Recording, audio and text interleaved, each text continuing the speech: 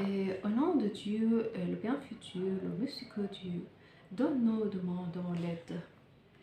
Le livre de cet épisode est une série au sens de l'islam par Conseil supérieur des affaires islamiques et l'éducation dans l'islam par Mohammed Atiya Al-Ibrashi. Introduction. Grâce soit rendue à Dieu, les prières et la grâce de Dieu soit sur le plus noble des prophètes Mohammed, sur sa famille et tous ses compagnons. Il n'est pas un seul éducateur ou un seul historien qui puisse nier que l'éducation islamique fut à la base de la civilisation islamique et que les études de cette éducation concordent avec les tendances modernes dans le domaine de la pédagogie d'aujourd'hui.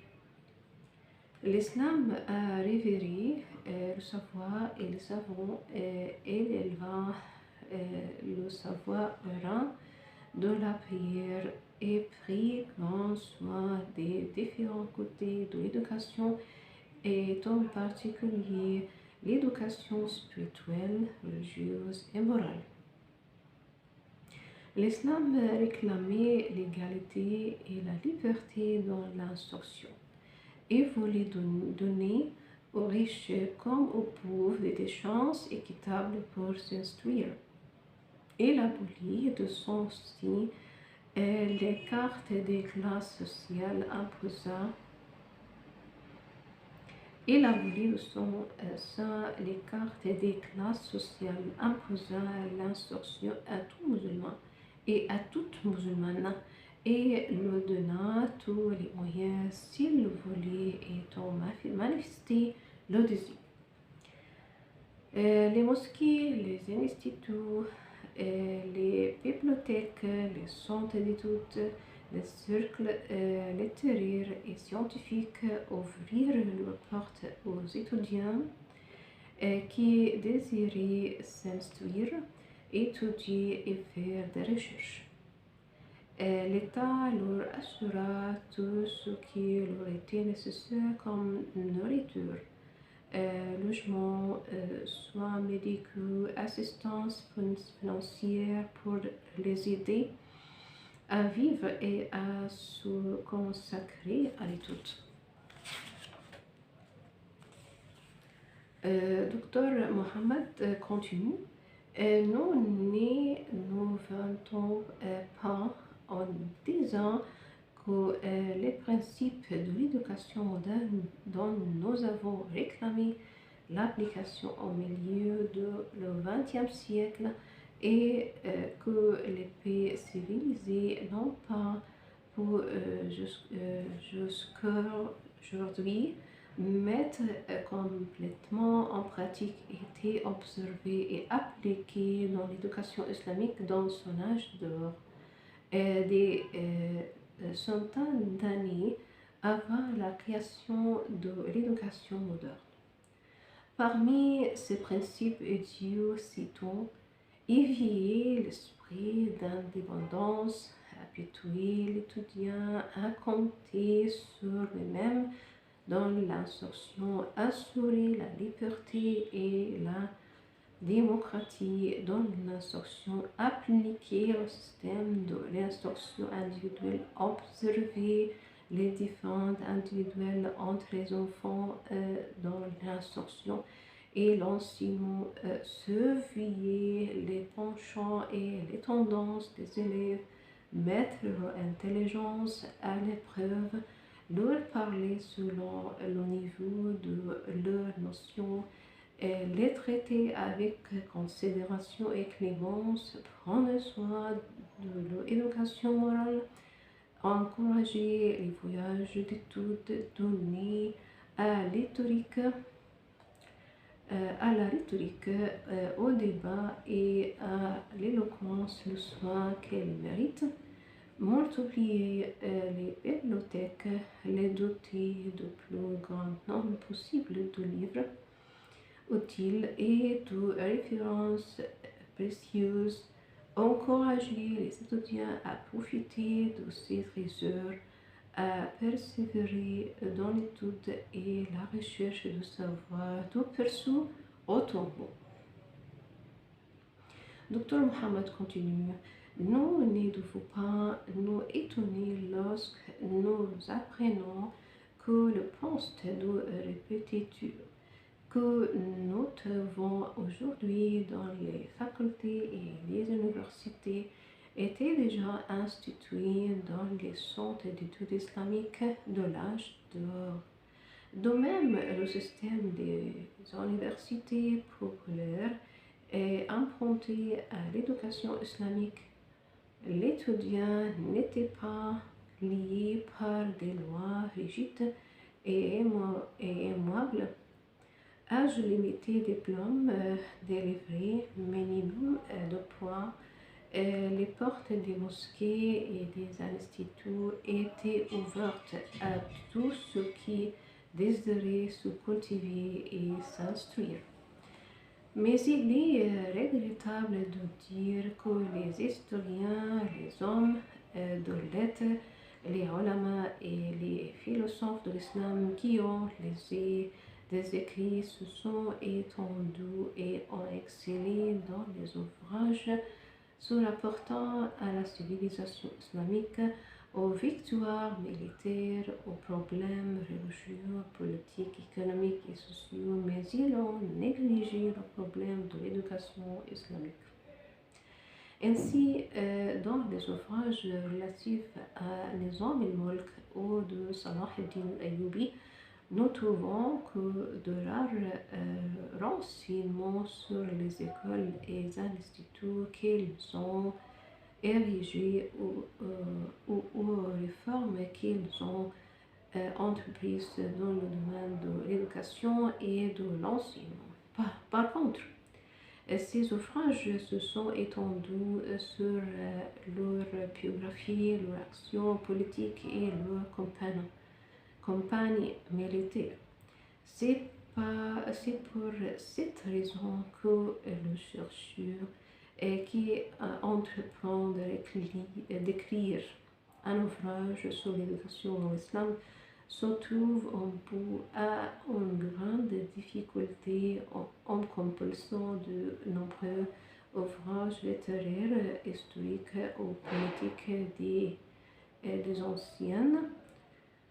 Le chercheur ne relèvera que de rares chapitres éparpillés dans l'ensemble, de courts paragraphes et certains conseils pédagogiques disséminés et enfin des traités concernant l'instituteur et l'élève se rattachant de près ou de loin à l'éducation et à l'enseignement.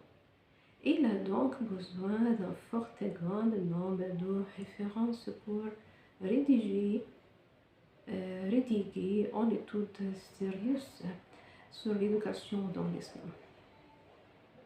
Malgré cela, personne ne peut nier que l'Occident et les Occidentaux doivent énormément aux Arabes et aux musulmans et que les sciences arabes ainsi que la civilisation islamique ont une grande influence sur la Renaissance européenne actuelle.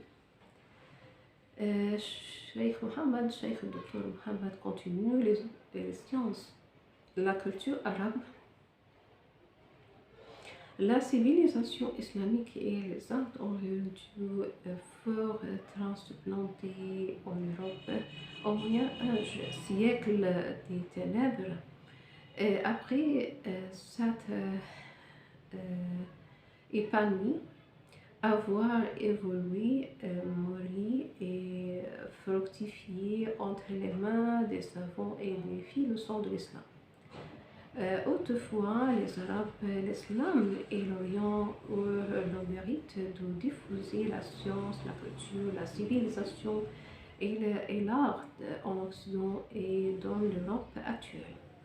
L'éducation islamique eut une grande influence sur la Renaissance qui se manifesta dans tous les domaines de l'éducation islamique grâce aux principes qui lui furent improntés.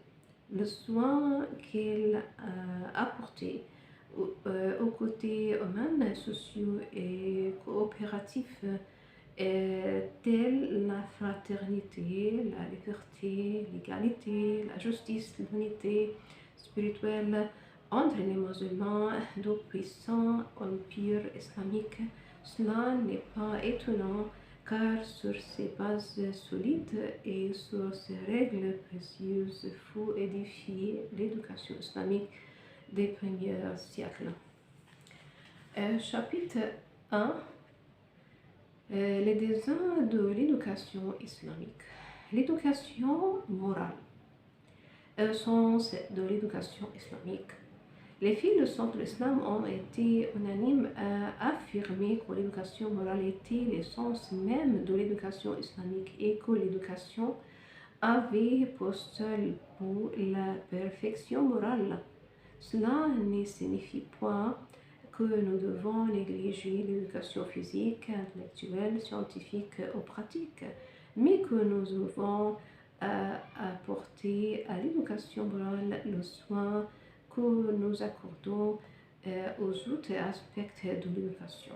L'enfant a plus d'un besoin, à savoir la vigueur physique et cérébrale, la connaissance, le travail, la formation de caractère, le raisonnement, la volonté, le goût et la personnalité.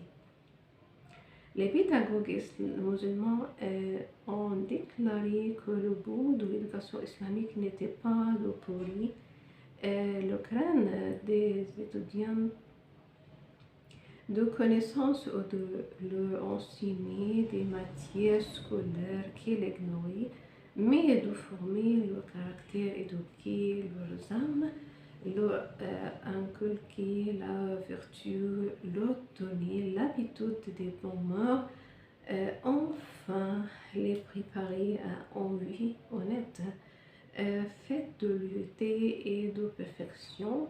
Le but primordial et suprême de l'éducation islamique est de former le caractère et d'éduquer l'âme. Toute leçon doit avoir un fin moral. Tout éducateur doit tout d'abord penser à la morale religieuse.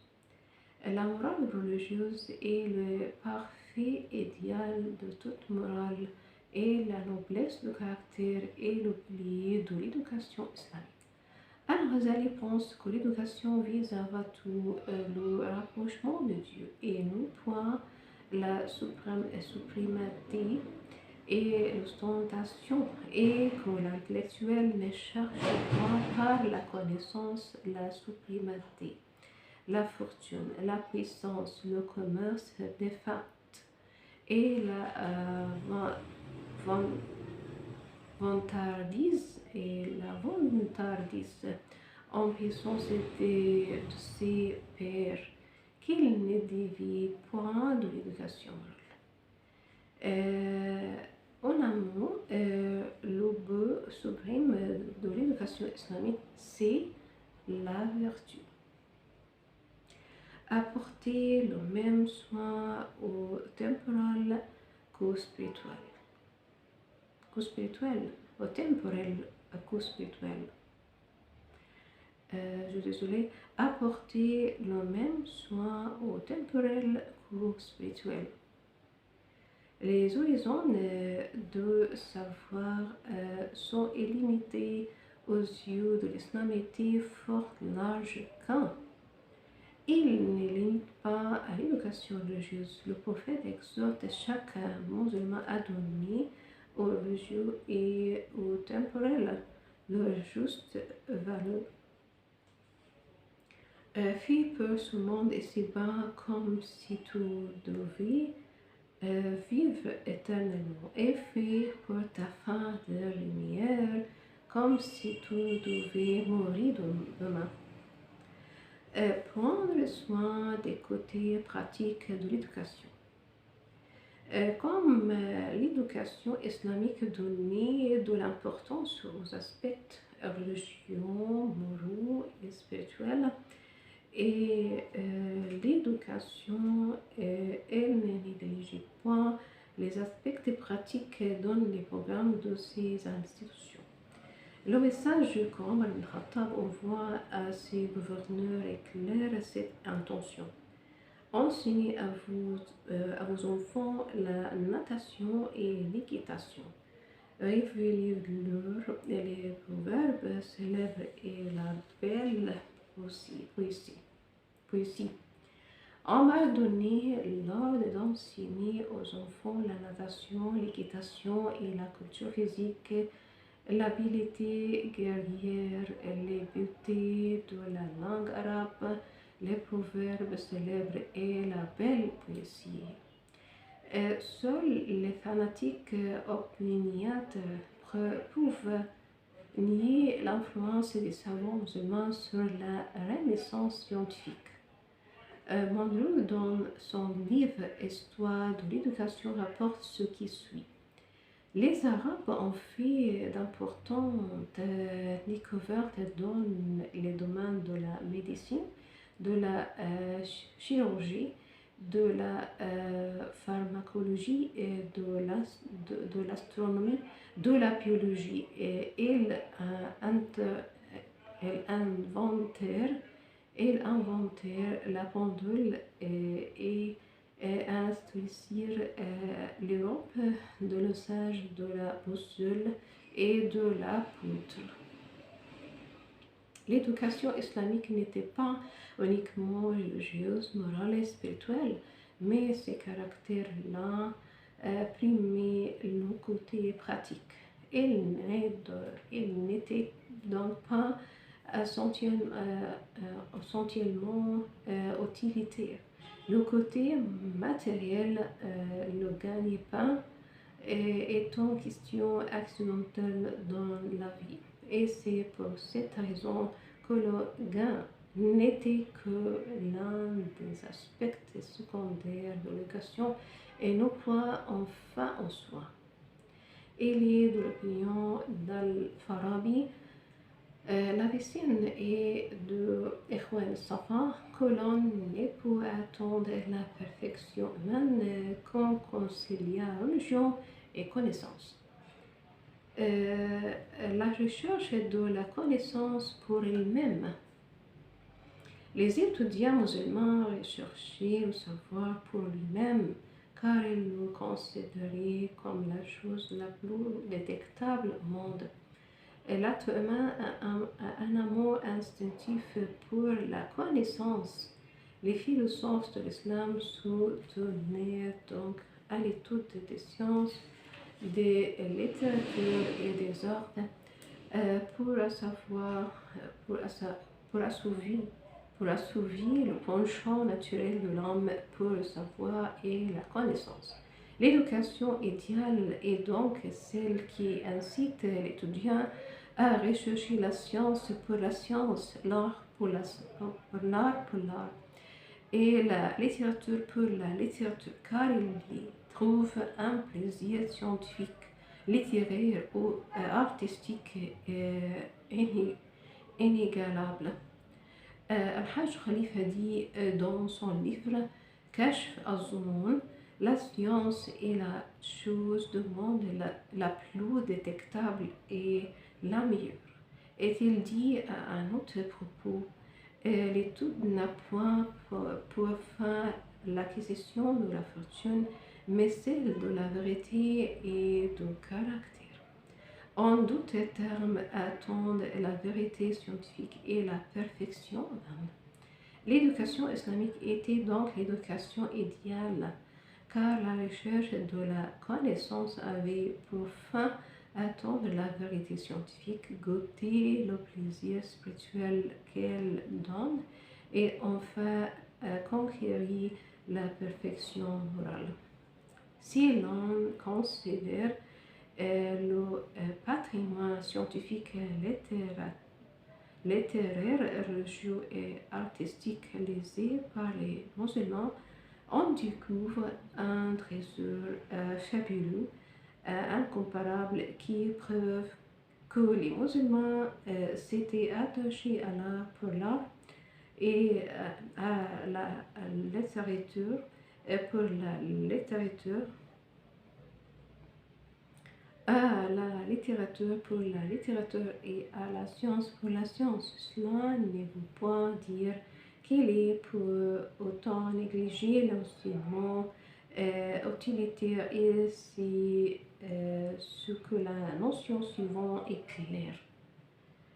L'enseignement utilitaire, professionnel, artistique et industriel. L'éducation islamique prépare chaque individu à gagner sa vie, et cela par l'enseignement d'un métier, d'un art ou d'une industrie.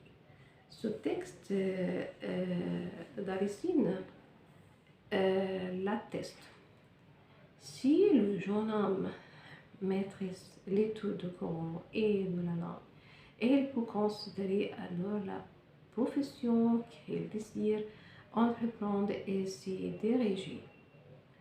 On lui donnera par la suite une formation industrielle, artistique ou industrielle lui permettant de perfectionner un métier, un art ou une industrie qui lui procurera les moyens de gagner son pain et de mener une vie honorable, tout en préservant le côté spirituel et religieux. Il en résulte donc que l'éducation islamique était dans l'ensemble une éducation religieuse, mais il ne négligeait point de préparer tout individu à affronter la vie et à gagner son pain. Il n'oubliait pas non plus l'éducation du corps, de l'esprit, du cœur, de l'intuition, de la volonté de goût, de la main, de la langue et de la personnalité. Et c'est ça pour cet épisode. Au revoir, merci.